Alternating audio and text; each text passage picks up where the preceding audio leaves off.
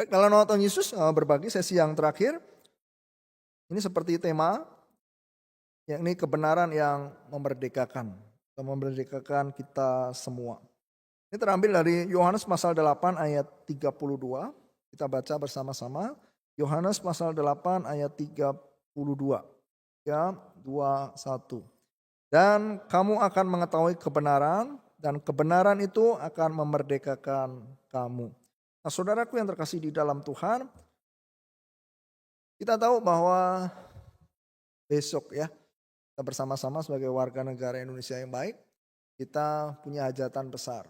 Di mana bangsa kita tercinta, Indonesia merayakan hari ulang tahun kemerdekaan ke-80. Nah, tentunya ini merupakan suatu hal yang kita harus syukuri. Kita mengingat bahwa dulu kala para pahlawan kita telah berjuang mengorbankan keringat, air mata, bahkan tidak segan-segan. Mereka mengorbankan nyawa mereka demi yang namanya kebebasan. Karena itu dengan hati yang tentunya sukacita, kita pun juga besok ikut menyambut hari ulang tahun tersebut. Karena kita tahu di belahan dunia lain ada negara, ada penduduk yang masih memperjuangkan yang namanya kemerdekaan. Mereka seolah-olah belum bisa tertawa lebar ketika negara mereka tidak merdeka. Nah, saudara, Alkitab memberitahukan kepada kita bahwa sesungguhnya ada kemerdekaan yang Tuhan Yesus tawarkan. Tentunya ini jauh lebih indah, jauh lebih bagus, jauh lebih baik daripada kemerdekaan yang ditawarkan oleh dunia. Kemerdekaan seperti apa? Kita baca kembali, kita renungkan kembali apa esensi dari perkataan Tuhan Yesus ini. Di dalam Yohanes pasal 8 ayat 31 dan 32 dengan jelas dikatakan, maka katanya, ini adalah kata Yesus kepada orang-orang Yahudi yang percaya kepadanya, jikalau kamu tetap dalam firman-Ku, kamu benar-benar adalah murid-Ku. Dan kamu akan mengetahui kebenaran, dan kebenaran itu akan memerdekakan kamu. Saudara, ini adalah sebuah janji yang ditawarkan oleh Tuhan Yesus semasa ada di dunia. Di atas kertas, kita bisa memperoleh kemerdekaan. Dan kebenaran yang Tuhan Yesus tawarkan ini sesungguhnya benar-benar bisa membebaskan kita. Bisa memerdekakan kita. Tapi fakta yang kita tahu dalam dunia ini ada begitu banyak orang mencoba berjuang untuk mencari yang namanya kebenaran. Dan faktanya apakah mereka juga merasakan kemerdekaan yang ditawarkan oleh Tuhan Yesus ini? Jadi kita tahu banyak orang justru sebaliknya. Mereka selalu menemukan yang namanya kemerdekaan, tetapi hati mereka hampa, hati mereka kosong, jiwa mereka kosong, penuh dengan ketidakpuasan, bahkan cenderung hidup di dalam ketakutan dan kekhawatiran dunia. Nah, ini kenapa? Katanya Tuhan kasih kemerdekaan, orang dapat kebenaran, dan kebenaran itu membuat orang bisa merdeka. Faktanya mereka mencari-cari kebenaran misalkan di sosial media, di internet, tapi hati mereka kosong. Nah, tentunya kita percaya pasti ada yang salah. Barangkali kemerdekaan mereka tidak nikmati karena kebenaran yang mereka cari sejatinya bukan kebenaran. Yang tadi kita pernah kupas bersama-sama. Ada kebenaran dari Allah mutlak dan absolut, tapi ada namanya kebenaran manusia. Bahkan kalau Alkitab mengatakan ada hikmat dari atas, ada hikmat dari dunia, bahkan dari setan-setan. Jadi, nah inilah yang mungkin dicari. Jadi konon begitu orang memperkaya diri dengan yang namanya ilmu pengetahuan. Merasa dirinya hebat, merasa dirinya pintar. Dia bisa mengeliminir segala persoalan dunia ini. Kalau persoalan dunia ini tidak ada, artinya damai sejahtera itu ada. Tapi nyatanya hari ini penemuan terus menerus terupdate ya. Bahkan yang baru-baru itu bermunculan, berkembang pesat. Tapi apakah manusia hidup dan menemukan damai sejahtera? Justru kagak, malah sebaliknya. Misalkan di dalam dunia kesehatan atau kedokteran. Saya kira kalau zaman dulu itu orang sangat sederhana. Misalkan ya saya sebut cerita ibu saya sendiri. Ibu saya itu tidak pernah ke rumah sakit. Bukan berarti tidak pernah sakit ya. Sering sakit. Tapi nggak pernah ke rumah sakit. Nah obatnya apa? Ini agak ekstrim ya. Jadi dia pelihara dogi. Banyak dogi di rumah saya. Kalau mau boleh diambil. Jadi kadang-kadang itu saya juga nggak habis pikir. Suruh jilat-jilat itu. Sembuh itu. Ada rekan saya. Kalau ada apa-apa selalu obati pakai kencing. Sembuh juga. Jadi pengobatan China zaman dulu. Itu seolah-olah tidak masuk akal. Tapi bisa menyembuhkan. Nah di era sekarang ini justru sebaliknya. Obat penemuan segala macam makin banyak. Tapi virusnya juga menjamur. Dan orang semakin hidup di dalam ketakutan. Nah artinya ada yang salah. Nah, barangkali ya kebenaran yang ditemukan itu hanya sifatnya ilmu pengetahuan. Dan ilmu pengetahuan tidak identik kebenaran. Bahkan sahabat yang lalu saya berkhotbah di Batam. Cenderung kontra dengan Alkitab. Misalkan saya ambil contoh. Kalau kita naik pesawat, biasanya ada pramugari memperagakan. Ya, keselamatan, pakai baju pelampung. Lalu dia memperagakan alat oksigen. Apa kata pramugari? Pastikan dirimu selamat baru tolong orang lain. Benar? Kebenaran Alkitab ngajarin begitu? Kagak. Tidak peduli kita itu rontok hancur tubuhnya asal orang lain selamat. Kebalik, saudara. Kebalik, benar-benar kebalik. Ya ini namanya beda. Jauh. Maka seringkali kebenaran yang mereka dapatkan tidak berdampak dalam kehidupan mereka. Nah Yesus tawarkan itu kebenarannya artinya bukan dari dunia. Karena dia sendiri mengatakan, aku ini dari atas, kamu dari dunia. Jadi ini yang membedakan. Maka dia sendiri mengerucut ya. Kalau kita lihat bersama-sama di ayat 31 tadi. Kebenaran yang Yesus maksud adalah kebenaran yang hanya bisa didapatkan saat kita tinggal di dalam firman-Nya. Karena tadi ayatnya dengan jelas sekali mengatakan, jikalau kamu tetap dalam firman-Ku, kamu benar-benar murid-Ku, kamu akan mengetahui kebenaran. Jadi kalau enggak jadi murid Yesus seolah enggak ngerti kebenaran ini. Maka mustahil bisa memerdekakan kita.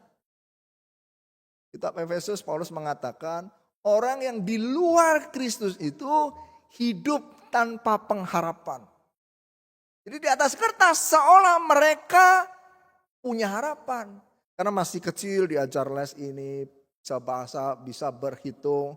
Jadi orang tuanya itu menyiapkan luar biasa segala sesuatu yang dibutuhkan untuk masa depan anaknya.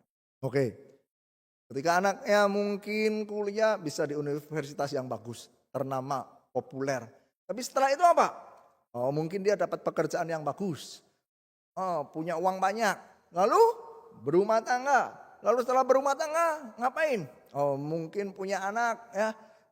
Terus itu bergulir.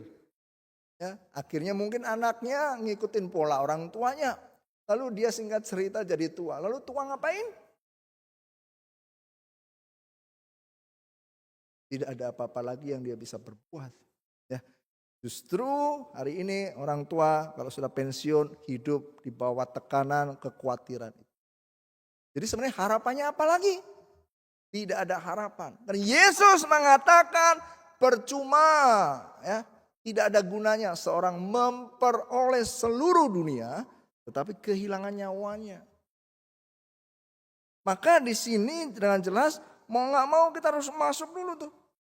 Nah, dengan jelas Yesus sendiri mengatakan, akulah jalan dan kebenaran dan hidup.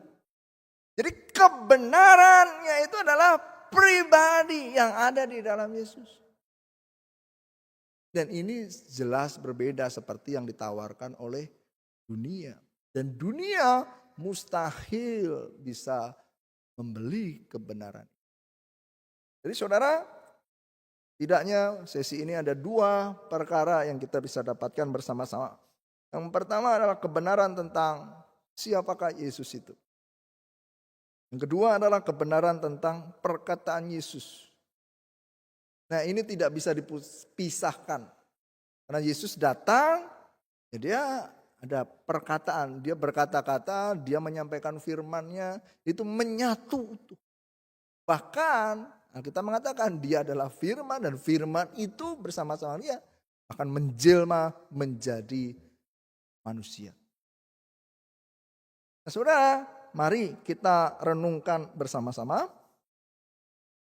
Kalau saudara boleh perhatikan, ketika kita sungguh-sungguh memperoleh dua hal tadi, maka kita akan benar-benar memperoleh kemerdekaan. Nah, kemerdekaan apa?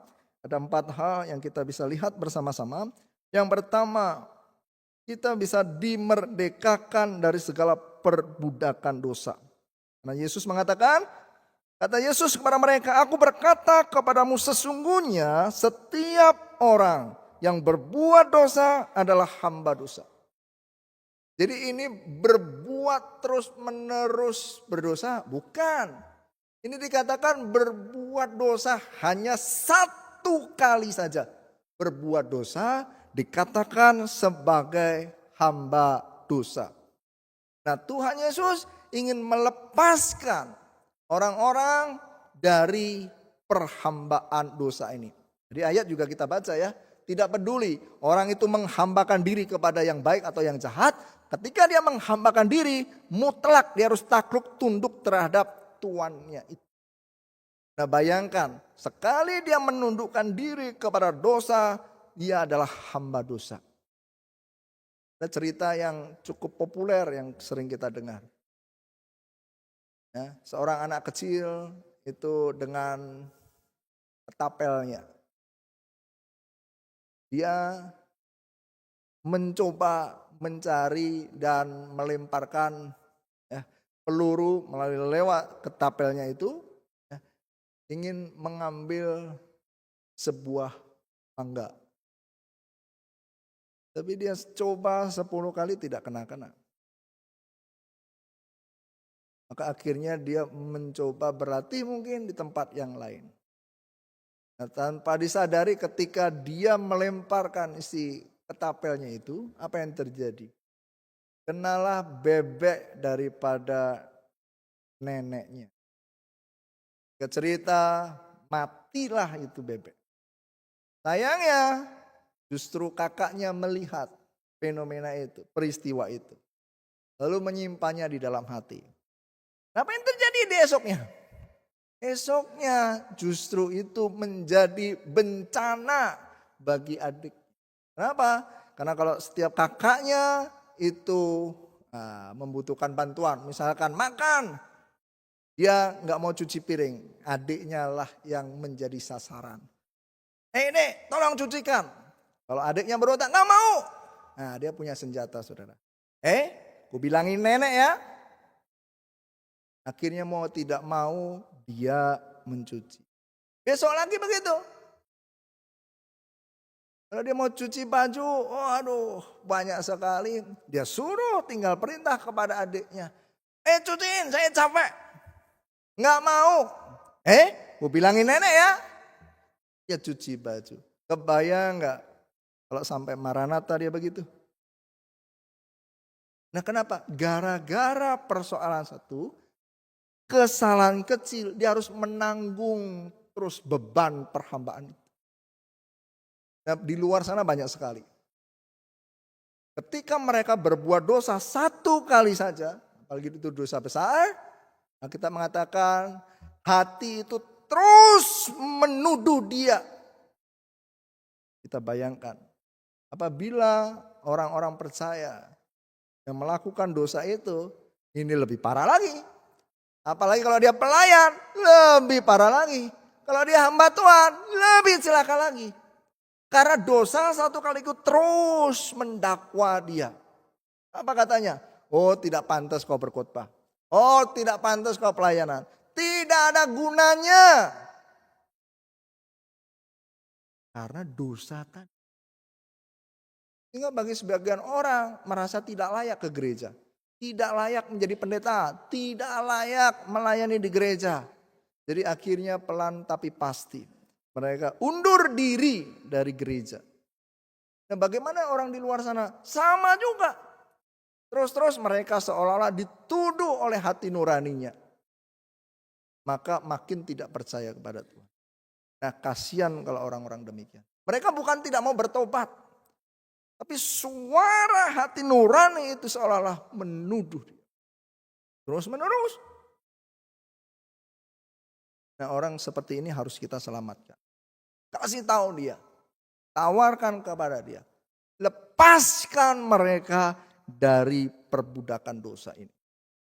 Yang kedua, kita bisa lihat bersama-sama. Dimerdekakan dari rupa-rupa peraturan. Dalam Kolose 2 ayat 20. Apabila kamu telah mati bersama-sama dengan Kristus dan bebas dari roh-roh dunia. Mengapakah kamu menaklukkan dirimu pada rupa-rupa peraturan? Seolah kamu masih hidup di dunia. Dengan jelas dikatakan yang sudah ditebus oleh darah Tuhan. Yang telah mati bersama-sama dengan Kristus bebas, sudah merdeka dari roh-roh dunia. Tetapi masih ada orang menaklukkan dirinya dari rupa-rupa peraturan. Jadi ini sebagai gambaran. Ada orang itu diperhamba.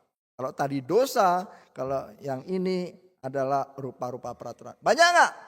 Banyak sekali. Batam itu banyak begini. Deretan Batam itu gereja ada banyak jual vegetarian. Ya. Kenapa ada?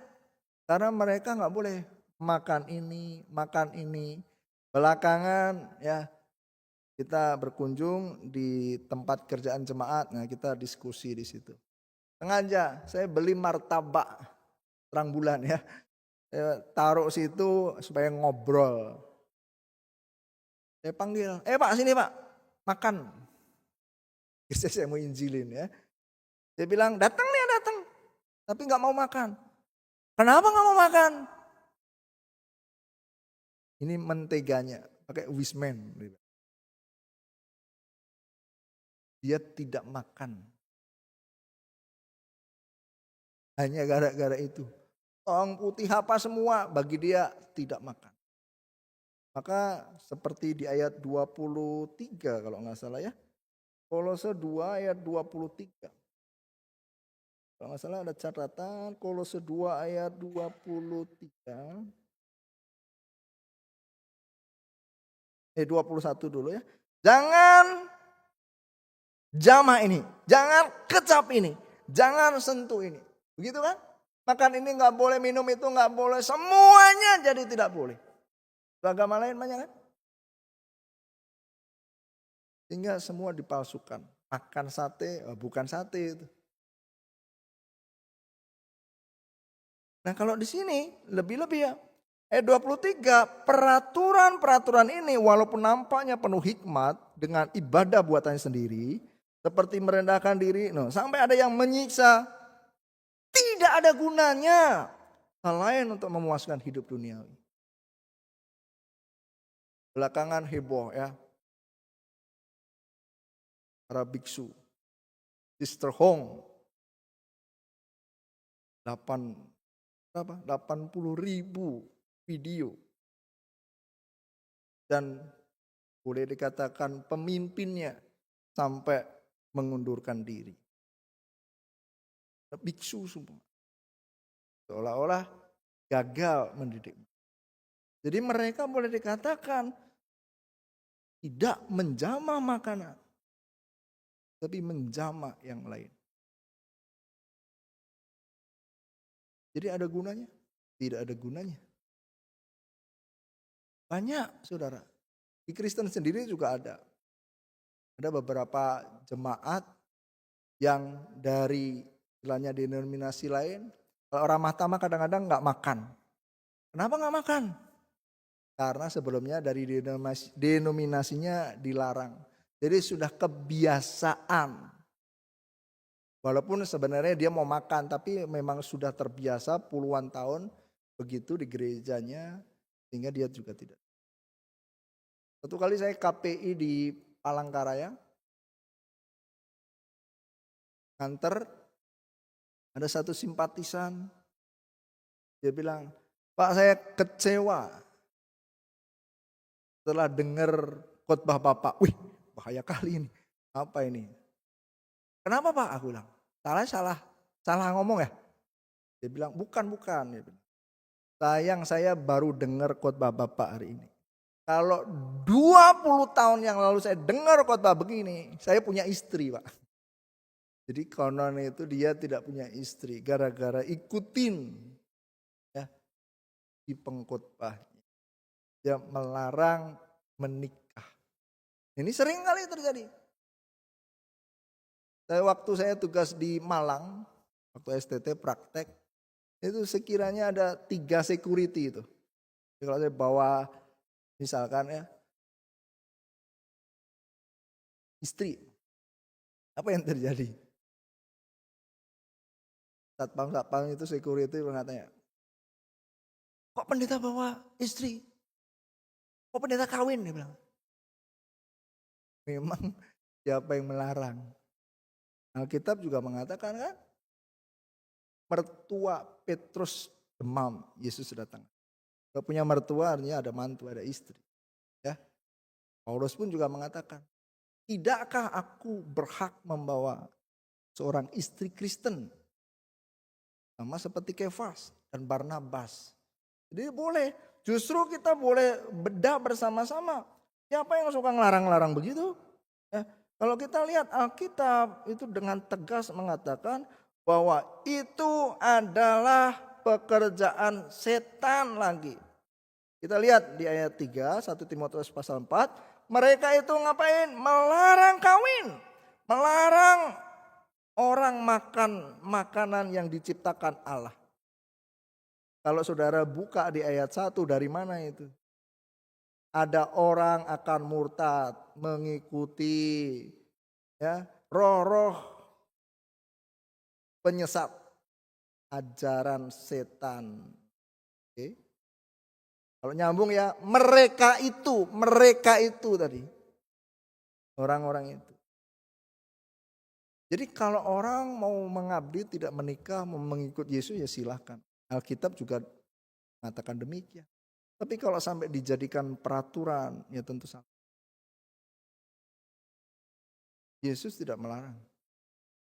Nah kalau ada orang terjebak itu bahaya sekali. Kasihan. Sudah menyiksa diri, sudah tahan, gak makan ini, gak menjamah itu. Akhirnya tidak jadi rohani, malah duniawi hidupnya. Malah akhirnya jadi salah. Tadi gak kawin, tapi justru main dengan yang lain. Kita lihat bersama-sama, kembali yang ketiga, apa yang dimerdekakan? Ini dimerdekakan dari kekhawatiran dan ketakutan. Kita mengatakan sebab Allah memberikan kepada kita bukan roh ketakutan, melainkan roh yang membangkitkan kekuatan, kasih dan ketertiban. Jadi kalau kita bisa percaya kepada Tuhan Yesus, Roh Kudus itu ada dalam kehidupan kita, maka harusnya segala ketakutan itu kita bisa eliminir. Kenapa? Karena Tuhan memberikan roh yang seyogyanya dapat membangkitkan kekuatan, kasih, dan ketertiban. Banyak hari ini orang khawatir hidup di dalam ketakutan. Takut melihat hari esok. Ada perang, ada gejolak sedikit, dolar naik sedikit, segala macam bisa goncang. Kehilangan damai sejahtera. Belum dirongrong sakit penyakit yang tidak kunjung sembuh.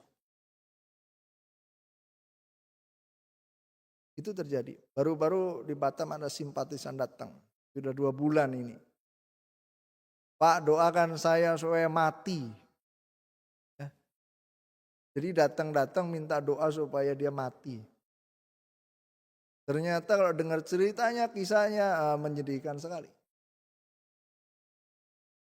Jadi dikatakan menurut dia, istrinya sudah meninggal.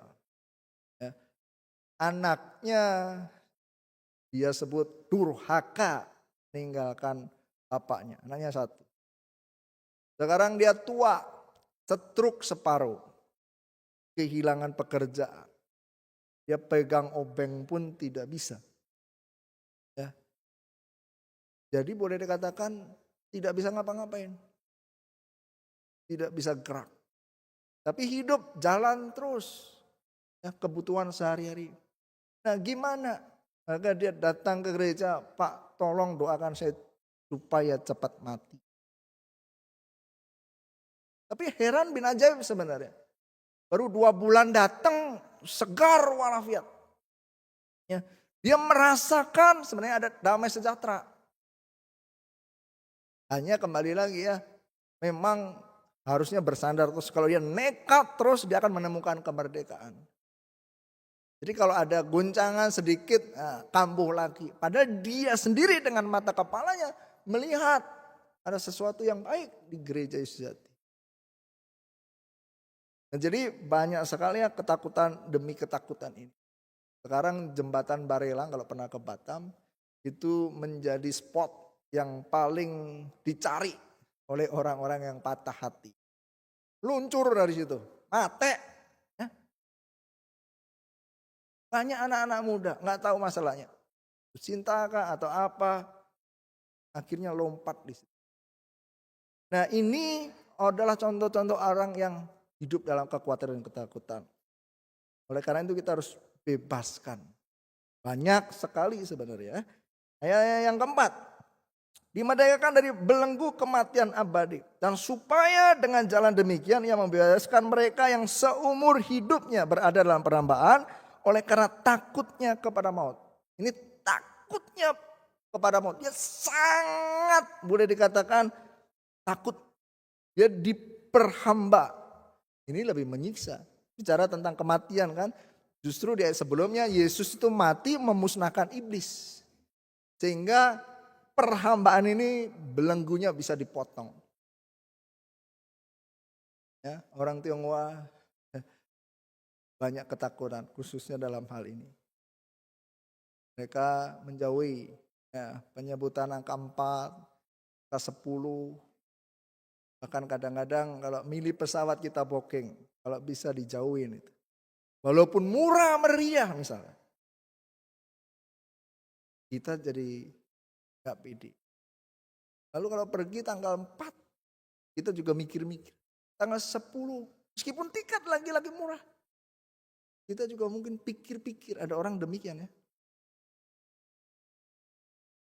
Bayangan. Orang Jawa juga sama, mirip-mirip. Dulu kecil kalau ada orang meninggal hari Sabtu, wah itu paling takut. Konon bawa temen. Ya.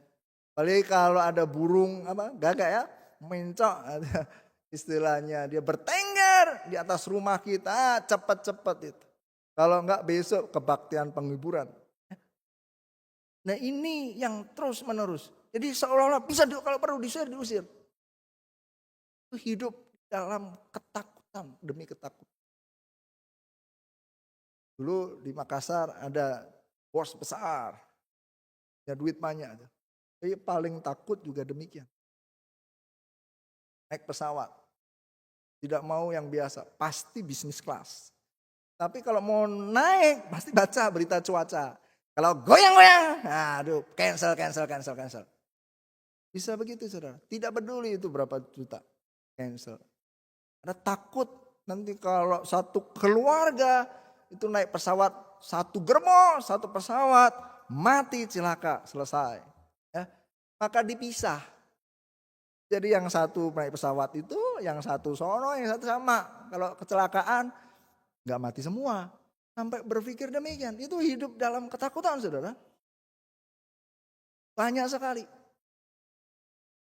Kalau misalkan besok, pesawat yang kita tunggangi misalkan, meledak.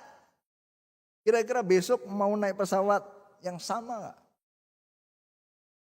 Beda tipe saja, tapi itu maskapainya sama. Kita mikir lagi. Padahal kalau saudara naik, mungkin paling aman saudara.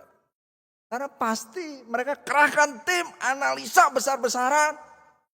Kalau benar bisa besok kecelakaan lagi, bangkrut itu maskapai. Sama kan dulu Bali dibom. Orang pergi ke Bali. Kalau perlu besok itu, kalau hari ini dibom besok ke Bali. Pasti aman. Ya karena pasti tim gegana, polisi semua dikerahkan untuk menjaga. Semua jadi aman. Jangan sampai dibom lagi. Jadi ini kita bisa eliminir. Nah orang dunia demikian. Maka tidak ada gunanya punya duit banyak. Selama ketakutan ini merongrong. Nah saudara, kita akan lihat bersama-sama. Ini balik ke 2 poin tadi. Nah bagaimana caranya supaya kita bisa dimerdekakan dari ketakutan-ketakutan itu. Nah ini adalah istilahnya upah. Kalau tadi kita belajar kebenaran, kalau sungguh-sungguh kita hidup di dalam kebenaran itu, harusnya kita benar-benar dimerdekakan. Jadi kalau kita lihat di Efesus 1 ayat 17, ini yang pertama, mengenal Tuhan Yesus dengan benar. Dan meminta kepada Allah Tuhan kita Yesus Kristus, yaitu Bapa yang mulia itu, supaya Ia memberikan kepadamu roh hikmat dan wahyu untuk mengenal Dia dengan benar. Saya tidak tahu apakah di sini semua jemaat. Kalau mungkin kita bukan jemaat, jangan ragu-ragu. Mungkin kalau kita pertama kali datang ke gereja, jangan mengeraskan hati. Atau kita cukup lama menjadi simpatisan. Saya suka berkelakar ya. Jangan jadi simpatisan sejati. Terus ada tuh. Ya. Jadi simpatisan 30 tahun. Tidak ada dapat hadiah saudara. Jadi kalau kita lihat di sini, kita sungguh-sungguh kenapa begitu lama? Karena dia tidak mengenal ini. Kenapa ragu-ragu? Kita bisa uji di situ. Dan Yesus itu bukan hanya manusia. Saudara. Dia itu Allah. Di dalam dirinya itu dia manusia seutuhnya. 100%. Tapi sisi lain juga dia 100% manusia. 100% Allah. Maka kita bisa compare seluruh pemimpin dunia. Ada nggak hari ini pemimpin dunia, pemimpin agama yang datangnya itu dari surga. Turun ke bumi. Tidak ada. Saudara. Ada nggak pemimpin dunia yang hari ini mati dan bangkit kembali? Tidak ada. Semua pemimpin agama mati, semua jadi bangkai. Tuhan Yesus kita, dia mengalahkan maut. Dia bangkit dari kematian. Ada nggak pemimpin dunia, ini yang ketiga, yang pernah ke surga? Gak ada. Semua ngibul, calo semua. Ayo ke Banjarbaru. Mana dia nggak pernah ke Banjarbaru? Ya kan? Semuanya menawarkan kerajaan surga. Tapi tidak ada yang pergi ke sana. Hanya Yesus yang pergi sana. Yesus mengatakan, aku pergi ke sana untuk menyediakan tempat bagimu. Jadi dia bukan calon, saudara. Dia sungguh-sungguh pernah ke sana. Dan dia bertata di sana. Tinggalnya di sana. Tapi kelak dia akan datang kembali menjemput kita bersama-sama diam di dalam kerajaan yang kekal. Oleh karena itu mengapa kita masih ragu-ragu? Kita mengatakan jangan ragu-ragu. Berilah dirimu masing-masing dibaptis. Karena tidak ada nama lain di bawah kolong langit ini dapat memberikan keselamatan. Nah, yang kedua, kita harus mengenal perkataan Tuhan Yesus. Ya. Jadi ini mengerucut kepada Injil yang penuh. Roma 15 ayat 19, oleh kuasa tanda-tanda dan mukjizat-mukjizat dan oleh kuasa roh. Demikian dalam perjalanan keliling dari Yerusalem sampai ke Ilirikum, aku telah memberitakan sepenuhnya Injil Kristus. Jadi ini bukan Injil biasa, tapi ini Injil yang penuh. Apa maksudnya Injil yang penuh? Injil yang penuh ya Injil yang utuh. Nah, Injil yang utuh itu yang seperti apa? Ada 3 kriteria. Injil yang penuh itu tidak boleh ditambah. Yang kedua, tidak boleh dikurangi. Yang ketiga, tidak boleh diubah. Itulah kebenaran firman Tuhan yang utuh.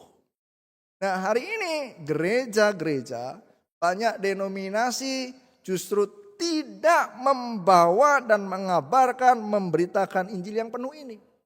Tadi suka-suka mereka. Jadi Injil yang mereka kabarkan itu seperti apa? Kroak. Bahkan kadang-kadang tinggal secuil kebenarannya itu. Kalau ditanya semua gereja ada kebenarannya. Betul. Kita tidak menampilkan hal itu. Semua gereja, semua denominasi punya kebenaran. Tapi kebenarannya itu utuh nggak? Jangan-jangan cuma 1 butir. Atau 2 butir. Jadi yang bolong itu istilahnya banyak sekali. Kalau kita sebut, kita urai cukup panjang lebar. Tapi hematnya singkat saja saudara. Oh yang ditambah, apa yang ditambah? Kita tahu di atas kertas, Yesus tidak pernah memerintahkan untuk merayakan hari Natal.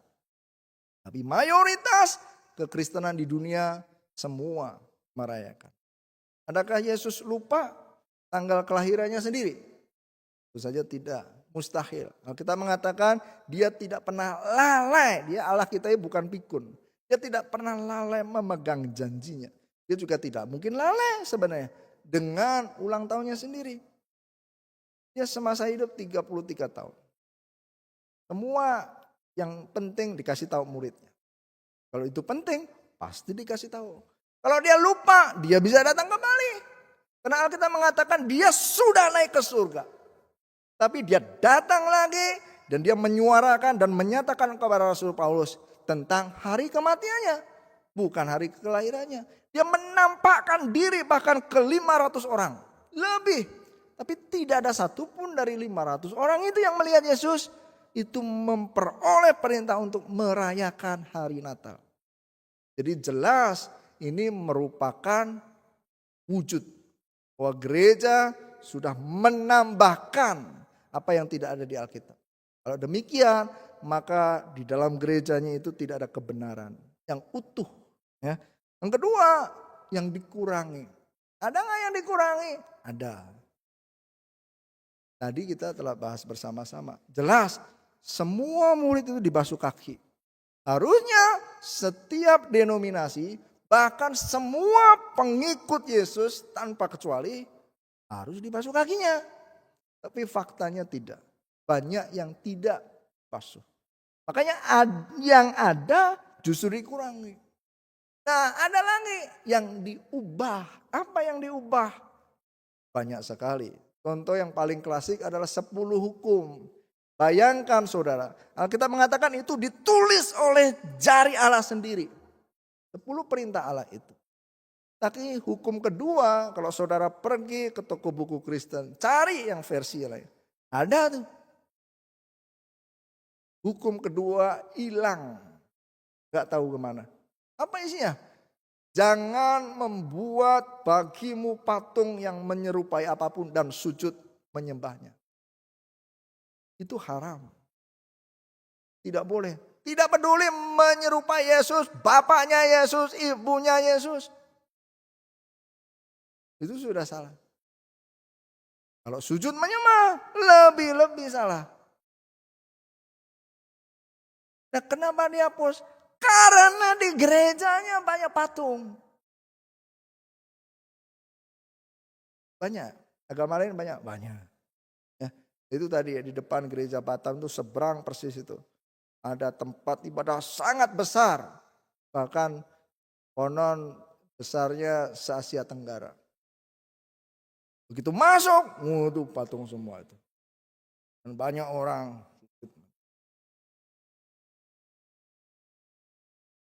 Tapi itu tidak kenal Injil apa. Yang tadi, yang kenal Injil itu diubah. Hari Sabat, jelas-jelas ada. Tapi dicongkel dari situ. Siapa mereka? Adakah mereka lebih tinggi daripada Allah kita? Yang notabene empunya kerajaan surga. Bahkan yang berkuasa di bumi dan di surga. Tapi suka-suka ngubah. Nah, ini adalah contoh-contoh di dalam kegerejaan. Ya, yang notabene tidak mengenal perkataan Tuhan Yesus itu dengan benar. Maka saya suka berkata, sebenarnya kalau mereka bilang cinta Yesus itu omong kosong. Kenapa? Kalau dia cinta Yesus, maka mestinya dia juga akan dengerin Tuhan Yesus. Bagaimana mungkin dia mengasihi Tuhan Yesus, tidak mau dengar segala perintahnya? Aneh. Ya. Dia percaya, tapi tidak percaya pada perkataannya. Aneh.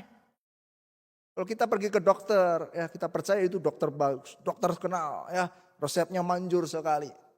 Lalu kita datang, dok saya sakit gigi dok. Ya. Lalu dia kasih resep. Wah enggak dok, bukan ini dok. Itu artinya sama aja bohong kan. Kita percaya, kita tidak mau ikuti petunjuk dokternya. Ini aneh.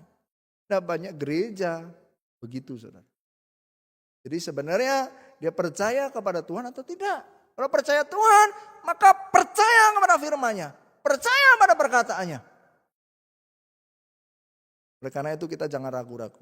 Yang sudah pun justru jangan ya berbelok ke kanan, berbelok ke kiri. Jangan mendengarkan Injil lain. Kiranya Tuhan Yesus memberkati Bapak Ibu Saudara semua. Amin. Kita akan akhiri bersama-sama. Ada doa mohon Roh Kudus. Kita nyanyi dulu ya Saudara. Ada nomor 55.